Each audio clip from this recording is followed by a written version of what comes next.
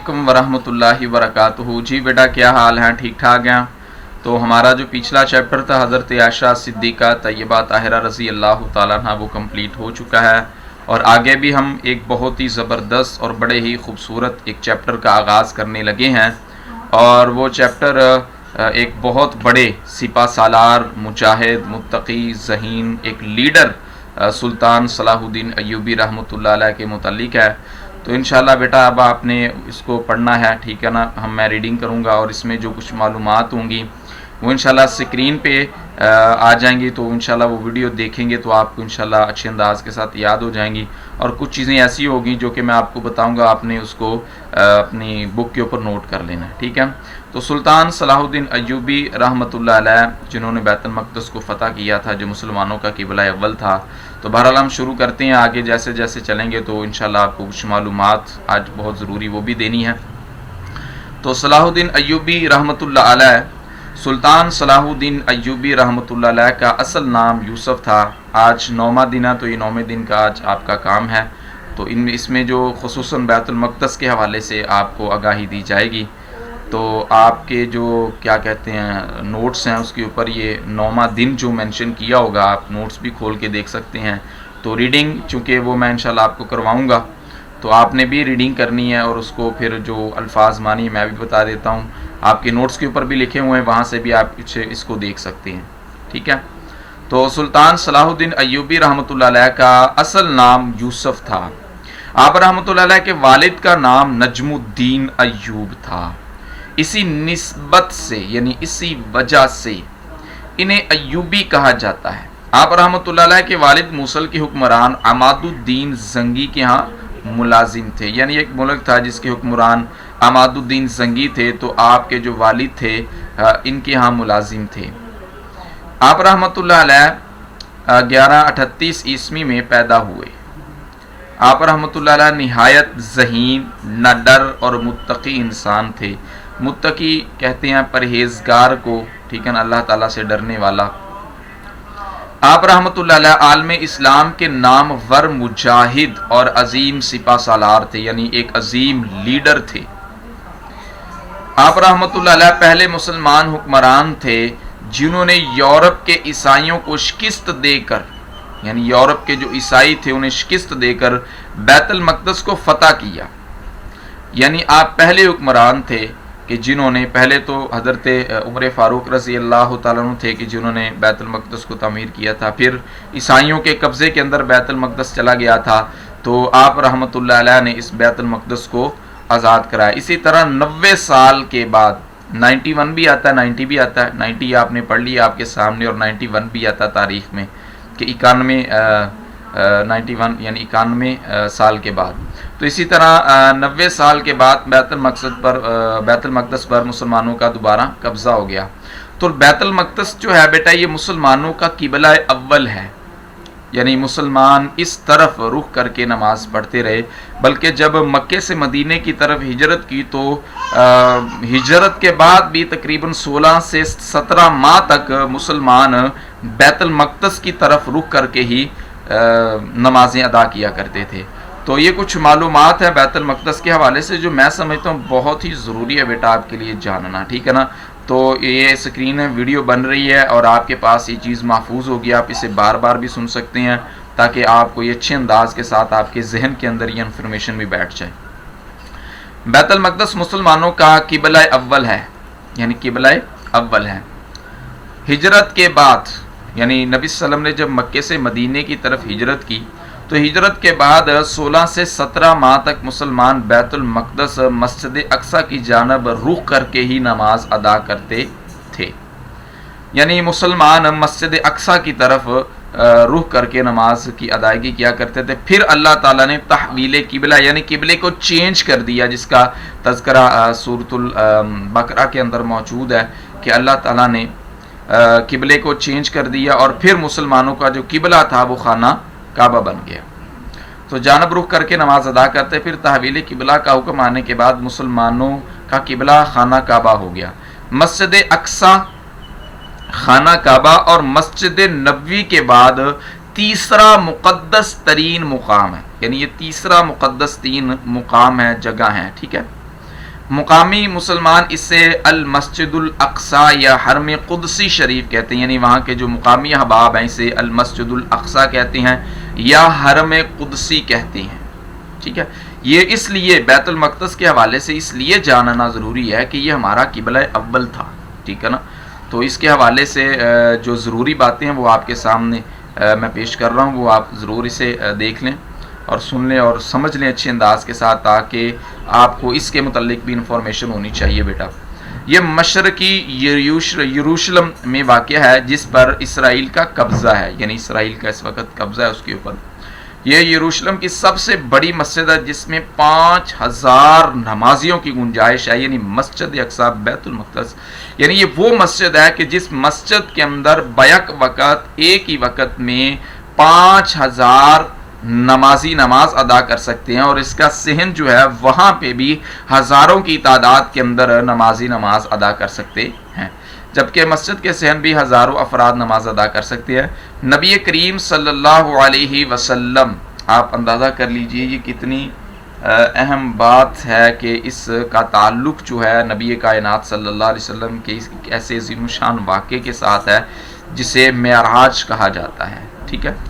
تو جس کا تذکرہ اللہ تعالیٰ نے اپنے 15واں پارہ ہے جو آغاز ہی ہو رہا ہے، سبحان الذی اسریٰ بعبدہ لیلا من المسجد الحرام الی المسجد الاقصی، تو یعنی 15ویں پارے کے آغاز میں بھی اس کا تذکرہ ہے۔ تو نبی کریم صلی اللہ علیہ وسلم سفر معراج کے دوران مسجد حرام سے یہاں یعنی سبحان الذی اسریٰ بعبدہ لیلا من المسجد الحرام الی المسجد الاقصی، یعنی مسجد حرام سے یہاں پہنچتے تھے اور بیت المقدس میں تمام انبیاء کرام کی نماز کی امامت کرنے کے بعد براق یعنی وہ جو سواری تھی کے ذریعے 7 آسمانوں کے سفر پر روانہ ہوئے، یعنی نبی کائنات صلی اللہ علیہ وسلم مسجد حرام سے بیت المقدس پہنچے، یعنی مسجد اقصی پہنچے، پھر مسجد اقصی سے آگے 7 آسمانوں کی سیر کی، یعنی پہلے آسمان دوسرے، پھر انبیاء کرام سے ملاقات کی۔ تو مسجد اقصی وہ مسجد ہے، یعنی یہ وہ مسلمانوں کا قبلہ اول ہے کہ جس کے اندر اللہ تعالیٰ نے تمام انبیاء کرام کو جمع کر دیا، یعنی حضرت ابراہیم علیہ السلام کے دور کے اندر بھی ایک خاص مرکز تھا اور دیگر انبیاء کرام کے دور میں بھی، تو اللہ تعالیٰ نے تمام انبیاء کرام کو اس مسجد اقصی کے اندر جمع کیا، اور نبی صلی اللہ علیہ وسلم کی اقتداء کے اندر دیگر جو انبیاء کرام تھے انہوں نے نماز کو ادا کیا۔ تو یہ بہت بڑی ایک مسجد، آپ اس کی مقدس اور اس کی تعظیم کا اندازہ اس سے بھی لگا سکتے ہیں۔ تمام انبیاء کرام کی نماز کی امامت کرنے کے بعد براق کے ذریعے 7 آسمانوں کے سفر پر روانہ ہوئے۔ قرآن مجید میں یہ سورۃ البنی اسرائیل جس کا میں نے آپ کے سامنے بیٹا تذکرہ کیا، میں اللہ تعالیٰ نے اس مسجد کا ذکر ان الفاظ میں کیا، سبحان الذی اسریٰ بعبدہ لیلا من المسجد الحرام الی المسجد الاقصی۔ ترجمہ میں وہ بھی پڑھ دیتا ہوں تاکہ آپ کو بات اور آسانی کے ساتھ سمجھ آ جائے۔ پاک ہے وہ ذات جو اپنے بندے کو رات میں مسجد حرام سے مسجد اقصی لے گئے، جس کے آس پاس ہم نے برکت دے رکھی ہے، یعنی یہ مسجد کے آس پاس اللہ تعالیٰ نے برکت دے رکھی، اس لیے ہم اسے اپنی قدرت کے بعض نمونے دکھائیں۔ یقیناً اللہ ہی خوب سننے والا اور دیکھنے والا، یعنی نبی کائنات صلی اللہ علیہ وسلم جب معراج کی رات سیر کر کے آئے تو اس وقت کافروں نے تو وہ جو انکار کیا، انہوں نے کہا تو ہم تو نہیں مانتے، ابو جہل نے کہا میں تو نہیں مانتا۔ ابو بکر صدیق رضی اللہ عنہ کے پاس جب یہ واقعہ لے کر گئے کہ آپ کا ایک نبی ایسا ہے جو یہ دعویٰ کر رہا ہے نبی کائنات صلی اللہ علیہ وسلم، تو حضرت ابو بکر صدیق رضی اللہ عنہ نے فرمایا اگر یہ نبوت سے نکلنے والی زبان سے نکلنے والے الفاظ ہیں تو یہ جھوٹے نہیں ہو سکتے۔ واقعتاً نبی کائنات صلی اللہ علیہ وسلم راتوں رات مسجد اقصی، مسجد حرام سے مسجد اقصی اور 7 آسمانوں کی سیر کر کے آ سکتے ہیں، بلکہ ہم تو ان باتوں کے اوپر بھی ایمان لے کر آتے ہیں کہ جو نبی صلی اللہ علیہ وسلم کے اوپر بطور وحی نازل ہوتی۔ تو یہ بہت ہی ایک عظیم واقعہ جس کا تذکرہ مالک کائنات نے اپنے قرآن کے اندر فرمایا ہے، اور یہ مسجد بہت ہی عظیم الشان مسجد ہے کہ جس مسجد کے اندر رسول کائنات صلی اللہ علیہ وسلم دیگر انبیاء کرام کی امامت کروائی۔ تو احادیث کے مطابق دنیا میں صرف 3 مسجدوں کی جانب سفر کرنا باعث برکت ہے، یعنی 3 مسجدیں ایسی ہیں کہ جن کی طرف سفر کرنا یہ باعث برکت ہے، اجر و ثواب ہے، جن میں مسجد حرام ہے، اور مسجد اقصی ہے، مسجد نبوی ہے، جو آج مسجد اقصی جو کہ آج اسرائیل کے قبضے میں ہے۔ سیدنا عمر فاروق رضی اللہ تعالیٰ عنہ کے دور میں مسلمانوں نے بیت المقدس کو فتح کیا، یعنی حضرت عمر فاروق رضی اللہ تعالیٰ عنہ کے دور کے اندر بیت المقدس کو فتح کیا گیا۔ تو سیدنا عمر رضی اللہ تعالیٰ عنہ نے شہر سے روانگی کے وقت صخرہ اور براق باندھنے کی جگہ کے قریب مسجد تعمیر کرنے کا حکم دیا، جہاں انہوں نے اپنے ہمراہیوں سمیت نماز ادا کی۔ یہی مسجد بعد میں مسجد اقصی کہلائی، کیونکہ قرآن مجید کی سورت بنی اسرائیل کے آغاز میں اس مقام کو مسجد اقصی کہا گیا، اس جگہ کو مسجد اقصی کہا گیا۔ اس دور میں بہت سے صحابہ نے تبلیغ اسلام اور اشاعت دین کی خاطر بیت المقدس کی اقامت اختیار کی۔ خلیفہ عبد الملک بن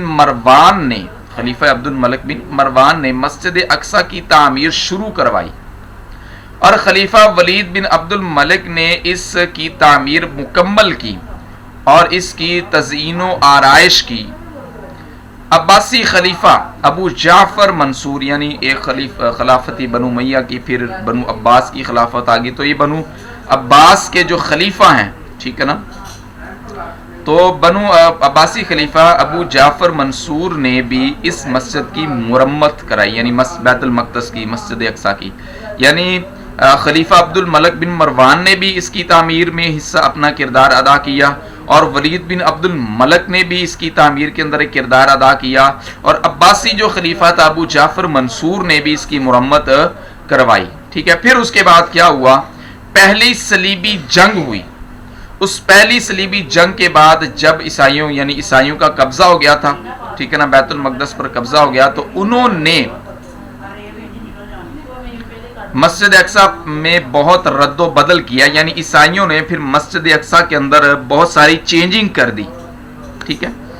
انہوں نے مسجد میں رہنے کے لیے کئی کمرے بنا لیے اور اس کا نام معبد سلیمان رکھا، ٹھیک ہے، یعنی معبد کہتے ہیں عبادت خانہ۔ نیز متعدد دیگر عمارتوں کا اضافہ کیا جو بطور جائے ضرورت اور اناج کی کوٹھیوں کے استعمال ہوتی تھی۔ انہوں نے مسجد کے اندر اور مسجد کے ساتھ ساتھ گرجا بھی بنا لیا، یعنی عیسائیوں نے۔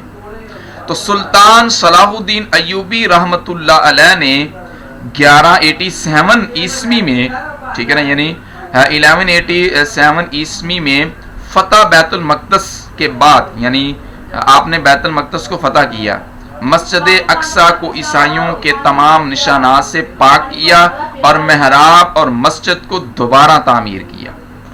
اور سلطان صلاح الدین ایوبی نے قبلہ اول کی آزادی کے لیے تقریباً 16 جنگیں لڑی، یعنی سلطان صلاح الدین ایوبی رحمۃ اللہ علیہ وہ ہیرو ہیں کہ جنہوں نے 583 ہجری کے اندر، یعنی جمعے کا دن تھا اور جمعے کے دن رجب کا مہینہ تھا، جمعے کا دن رجب کا مہینہ، اور 583 ہجری کے اندر سلطان صلاح الدین ایوبی رحمۃ اللہ علیہ نے بیت المقدس کو فتح کیا۔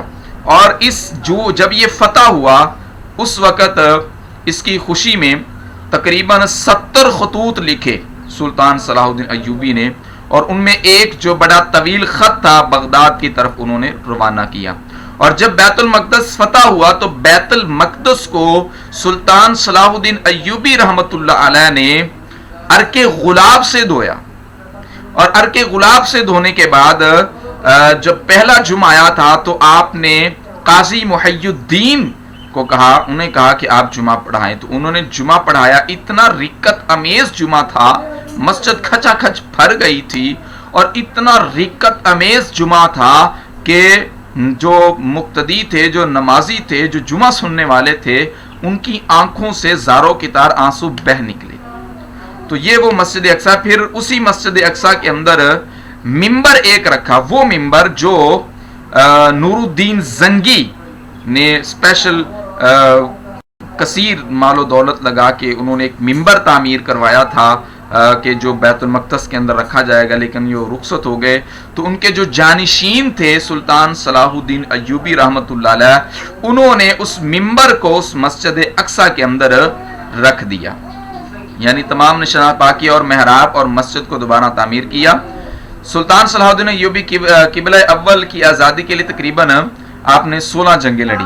اسلام اور ملت اسلامیہ کے خلاف یہودیوں کی دشمنی تاریخ کا ایک مستقل باب ہے، اس میں کوئی شک نہیں، یہ تو نبی کائنات صلی اللہ علیہ وسلم کے ازل سے دشمن ہے، ٹھیک ہے نا، اور انہوں نے ہمیشہ مسلمانوں کے خلاف سازشیں کی ہیں، مسلمانوں کو تباہ و برباد کرنے کے لیے انہوں نے بہت ساری کوششیں کی ہیں، ٹھیک ہے نا، یعنی نبی کائنات صلی اللہ علیہ وسلم کے خلاف اور پھر آنے والے ہر مسلمان کے خلاف سازشیں کر رہے ہیں، اور ماشاءاللہ آپ بھی اس سے آگاہ ہیں، آپ بھی اس کے متعلق جانتے ہیں کہ کس انداز کے ساتھ یہودی آئے روز مسلمانوں کے خلاف سازشیں کر رہے ہیں، بیٹا آپ بھی ماشاءاللہ اس کو اچھی طرح سمجھتے ہیں۔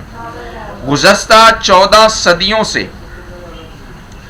یہود نے مسلمانوں کے خلاف بالخصوص اور دیگر انسانیت کے خلاف بالعموم معادانہ رویہ اپنا رکھا ہے، یعنی ایک دشمنانہ رویہ جو ہے، نفرت والا، بغض والا، عداوت والا رویہ اختیار کرا۔ 20ویں صدی کے حادثات و سانحات میں سب سے بڑا سانحہ مسئلہ فلسطین ہے۔ فلسطین کے اوپر کس انداز کے ساتھ ظلم و ستم کیا گیا، اور وہاں پہ کس انداز کے ساتھ بچوں کو ذبح کیا گیا، کس انداز کے ساتھ ظلم و ستم وہاں پہ جاری ہے۔ یہود و نصارہ نے یہ مسئلہ پیدا کر کے گویا اسلام کے دل میں خنجر کھونپ رکھا ہے۔ 1948 عیسوی میں اسرائیل کے قیام کے بعد یورپ سے آئے ہوئے غاصب یہودیوں نے ہزاروں سال سے فلسطین میں آباد فلسطینیوں کو ان کی زمینوں اور جائیدادوں سے بے دخل کر کے انہیں کیمپوں میں نہایت ابتر، یعنی یہاں نہایت بری حالت میں زندگی بسر کرنے پر مجبور کر دیا۔ فلسطینیوں کے اوپر بہت زیادہ ظلم ہو رہا ہے۔ اے اللہ، جس جگہ بھی مسلمانوں کے اوپر ظلم ہو رہا ہے، اللہ تعالیٰ مسلمانوں کی حفاظت فرمائے اور اللہ تعالیٰ مسلمانوں کے لیے مدد نازل فرمائے، ٹھیک ہے۔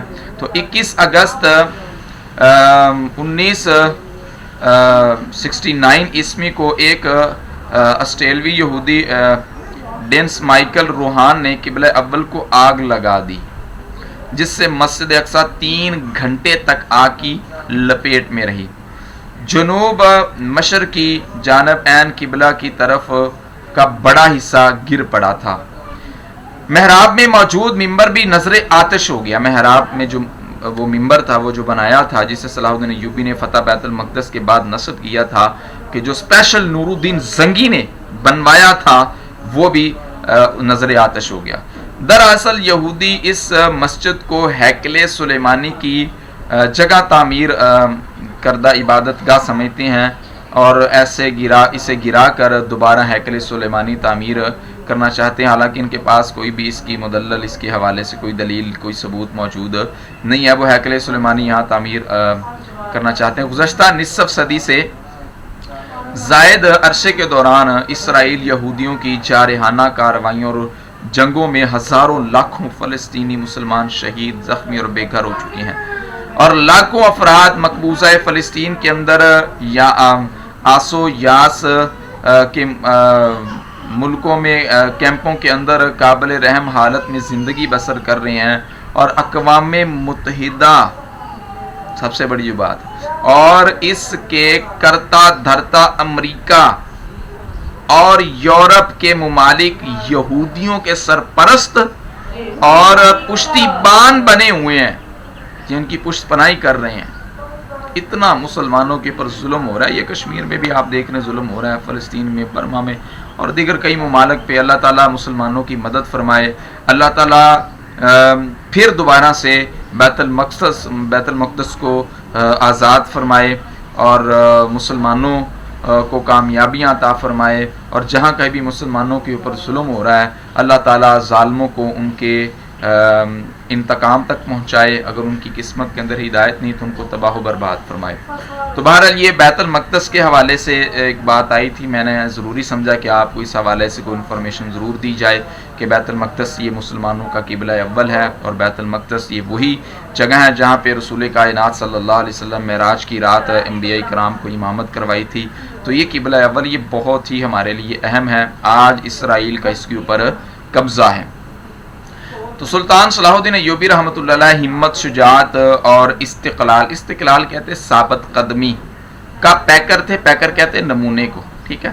تو سلطان صلاح الدین ایوبی رحمۃ اللہ علیہ ہمت، شجاعت اور استقلال کے پیکر تھے۔ آپ رحمۃ اللہ علیہ حکمران ہوتے ہوئے بھی فقیرانہ زندگی گزارتے تھے، یعنی عاجزانہ زندگی گزارتے تھے، متکبرانہ نہیں۔ حکمران ہونے کے باوجود بھی عاجزانہ روش تھی، عاجزانہ طریقہ کار تھا۔ تو ہمیں بھی چاہیے، اگر اللہ تعالیٰ ہمیں بھی کوئی منصب دے دے، کوئی مقام دے دے، اگر ہمیں اللہ تعالیٰ کوئی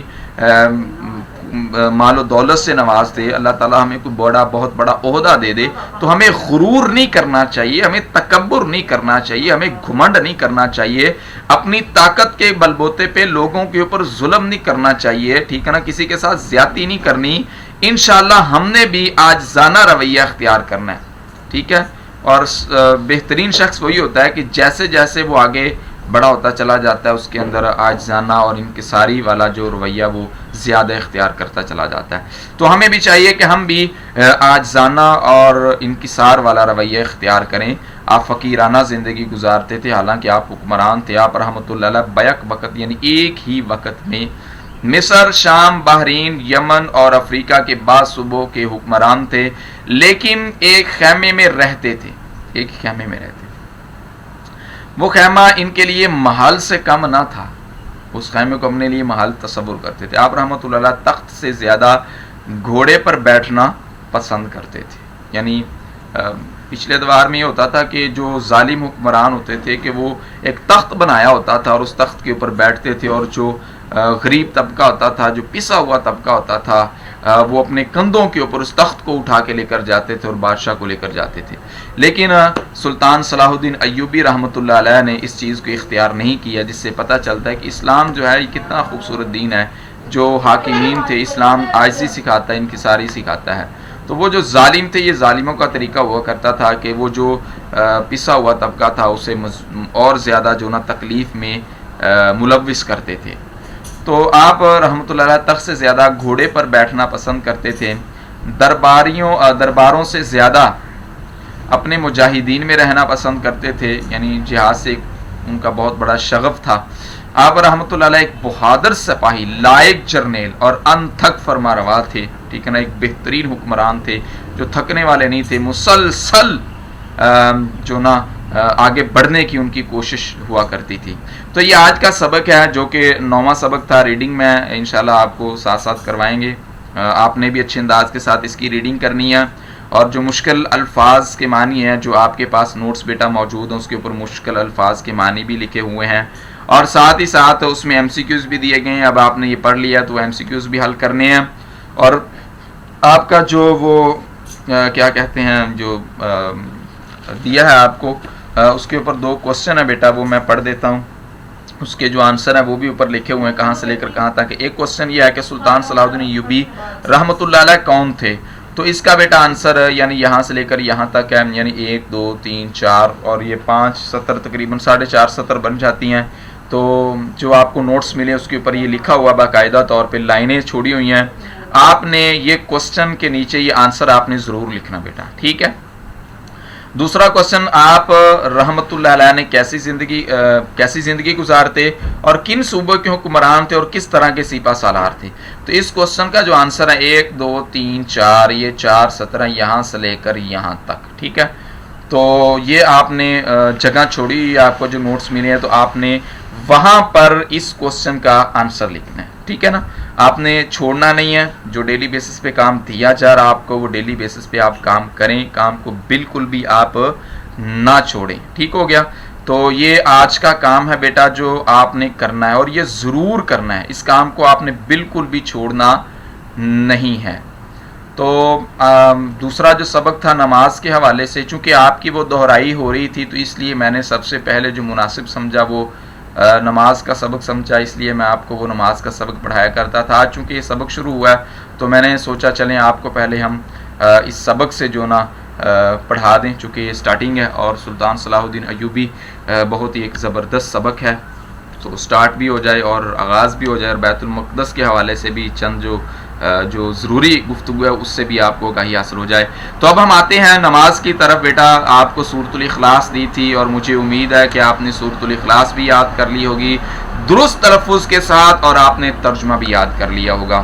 تو آگے ہم چلتے ہیں، آج ہم جو رکوع کی تسبیحات ہیں وہ پڑھیں گے، ٹھیک ہے، اور سجدے کی بھی ساتھ پڑھیں گے، ٹھیک ہے، اس لیے کہ آپ ماشاءاللہ نماز تو آپ کو آتی ہے، مجھے بھی پتہ، لیکن اس میں اس کے پڑھنے کا مقصد یہ ہے ہمارا کہ آپ کی ایک تو تلفظ کی جو ادائیگی ہے وہ درست ہو جائے، یعنی تلفظ کی ادائیگی میں آپ کی جو غلطیاں ہیں وہ درست ہو جائیں، اور ساتھ ہی ساتھ میں آپ ترجمہ یاد کر لیں، ٹھیک ہے۔ تو سورۃ الاخلاص اس کا ترجمہ یہ تو ہو گیا تھا۔ اب ہم آتے ہیں یہ رکوع کی تسبیحات کی طرف، ٹھیک ہے نا۔ رکوع میں جاتے ہوئے آپ نے کیا پڑھنا ہے، یعنی جب آپ قیام کی حالت میں کھڑے تھے، قیام کی حالت میں، ٹھیک ہے، اور قیام کے بعد جب آپ نے سورۃ الفاتحہ کے بعد کوئی بھی قرآن کا کوئی بھی حصہ آپ نے تلاوت کر لی ہے، یہ لازمی نہیں کہ آپ نے صرف ہر رکعت کے اندر سورۃ الاخلاص ہی پڑھنی ہے، اس کے علاوہ اور کوئی تلاوت نہیں کرنی۔ میں نے کل بھی آپ کو بتایا تھا بیٹا کہ آپ نے سورۃ الاخلاص ہی نہیں بلکہ جو آپ کے سلیبس کی صورتیں ہیں اور جو آپ پچھلی کلاسز میں صورتیں پڑھ چکے ہیں وہ آپ ضرور پڑھا کریں، ٹھیک ہے، تاکہ وہ صورتیں ریپیٹ ہوتی رہیں اور آپ کو وہ یاد رہیں، بھولیں گی نہیں انشاءاللہ کبھی اگر آپ یہ عمل کریں گے۔ رکوع میں جاتے ہوئے آپ نے اللہ اکبر کہہ کے رکوع میں جانا ہے۔ میں کوشش کروں گا انشاءاللہ الگ سے بھی ایک ویڈیو تیار کروں جس میں نماز کا پورا ایک طریقہ کار ہو۔ تو رکوع کی تسبیحات، یعنی رکوع میں جب جانا ہے تو آپ نے کہنا ہے سبحان ربی العظیم، سبحان ربی العظیم۔ تو سبحان کا معنی پاک ہوتا ہے، ربی میرا رب، عظیم عظمت والا، مشکل ترجمہ نہیں، سبحان اللہ، اللہ پاک ہے، تو سبحان پاک، ربی میرا رب، العظیم عظمت والا۔ تو میرا عظمت والا جو میرا رب عظمت والا پاک ہے، ٹھیک ہے نا، تو یہ اس کا ترجمہ بیٹا، میرا رب عظمت والا، یعنی ہر عیب سے ہر نقص سے اللہ تعالیٰ پاک اور صاف ہے۔ تو آگے میں پڑھا دیتا ہوں آپ کو، پہلے میں پڑھا دیتا ہوں عربی، ٹھیک ہے نا۔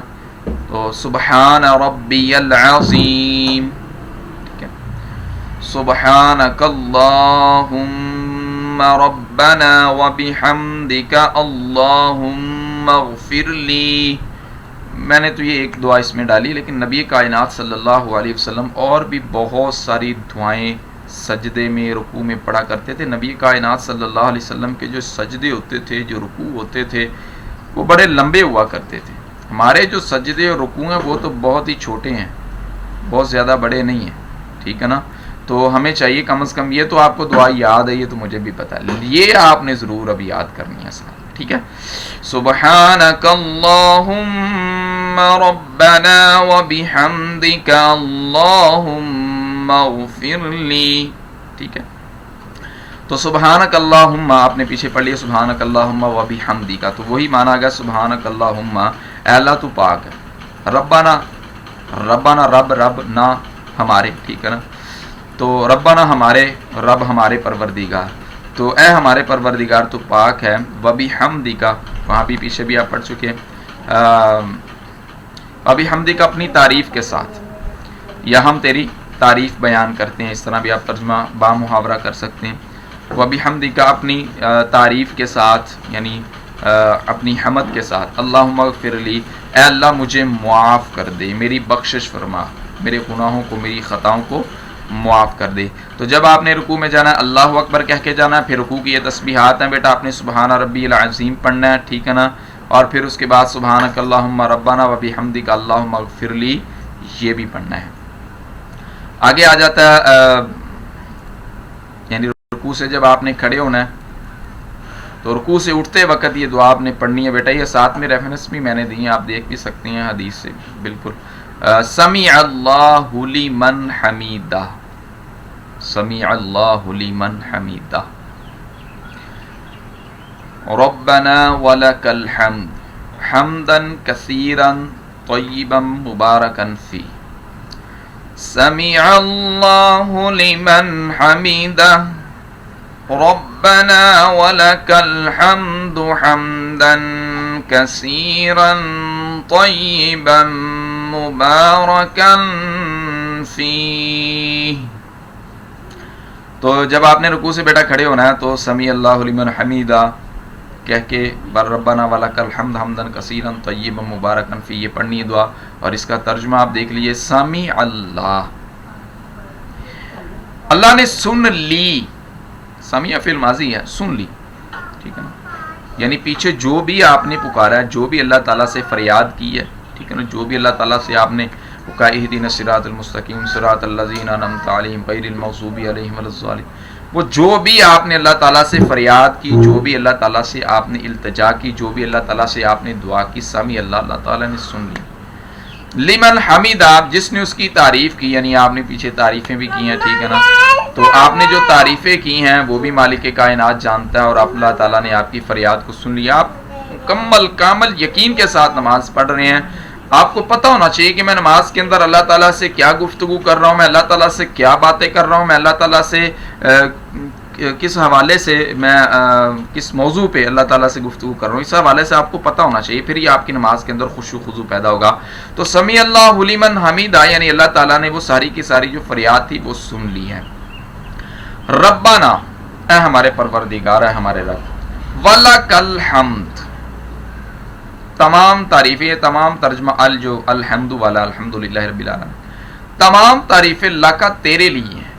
حمدن یعنی مصدر ہے, تو حمدن تعریفیں, ٹھیک ہے نا, یہ آپ یوں سمجھ لیں کہ اس کے اندر تاکید پیدا ہوئی ہے کہ تمام کی تمام ہما قسم کی تعریفیں اللہ تیرے لیے, کثیرن ساری کی ساری بہت زیادہ, طیباً بابرکت, مبارکن طیباً پاکیزہ, طیباً پاکیزہ, مبارکن بابرکت فیہ اس میں, یعنی اے ہمارے پروردگار تمام تعریفیں تیرے لیے ہیں, بہت زیادہ پاکیزہ بابرکت تعریف, یعنی تمام قسم کی تعریفات کس کے لیے ہیں, اللہ تعالیٰ کے لیے.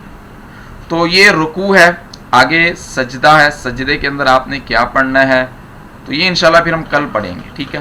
تو آپ نے یہ رکوع کی جو دعائیں ہیں رکوع سے اٹھنے کی, یہ اچھے انداز کے ساتھ یاد کر لینی ہے, اور ساتھ میں اس کا ترجمہ اچھے انداز کے ساتھ آپ نے یاد کر لینا ہے. اور بیٹا جو آپ کو کام دیا گیا اسے آپ نے ضرور کمپلیٹ کرنا ہے. پیرنٹ سے گزارش ہے کہ وہ ضرور بچوں کی نگرانی کرتے ہوئے گھر میں یہ ضرور کام کروائیں.